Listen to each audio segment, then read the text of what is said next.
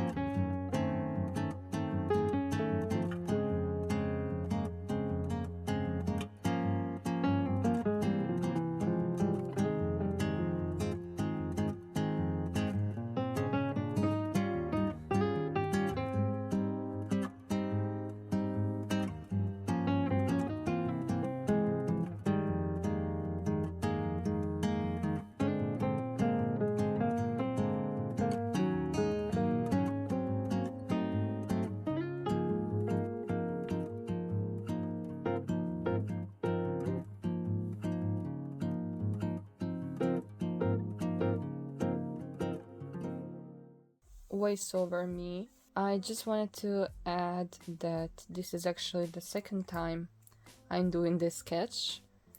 The first one I did a few weeks ago, and lucky for me, it takes me a really long time to start editing and then to finish editing. So in those few weeks I had time to think and realize I can just do another sketch because I was really not happy with the first one. I got really frustrated while drawing it, and you can just tell in the drawing there are some harsh lines, and I just did not like it. So as weeks went by, I started to edit the talking part of the video, and I would procrastinate adding the sketching clips into the video because I really did not like the sketch. So a few days ago I decided to actually just throw that one in trash and make a new one, and that's the one you were seeing so far in the video. Just wanted to show you the real side of things, and that there was another sketch in the beginning and I did not like it and decided to make a new one. And that I can, I guess, connect with what I was saying about drawing earlier in this video. I was saying that I would get frustrated with the art I would make and with the drawing process and would just give up. I felt that happening while I was doing that first sketch because I did not like it, but my procrastination granted me time to actually make the second sketch that now I like much better.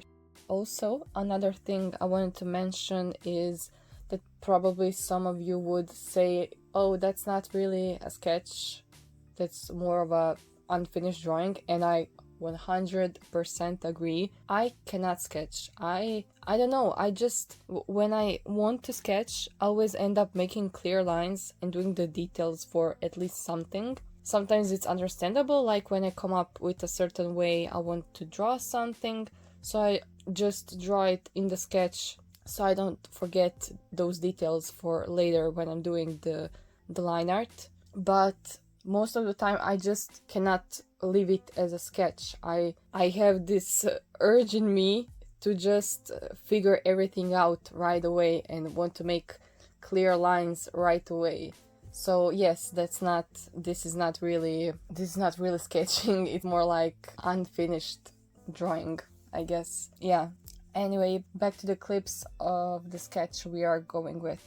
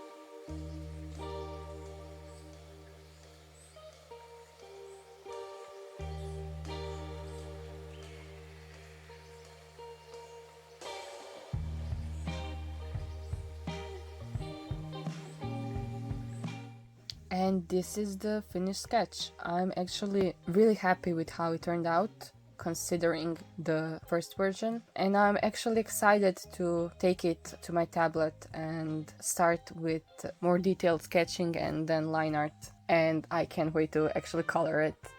To everyone that stuck around till the end of this episode, I hope I'll also see you in the next one.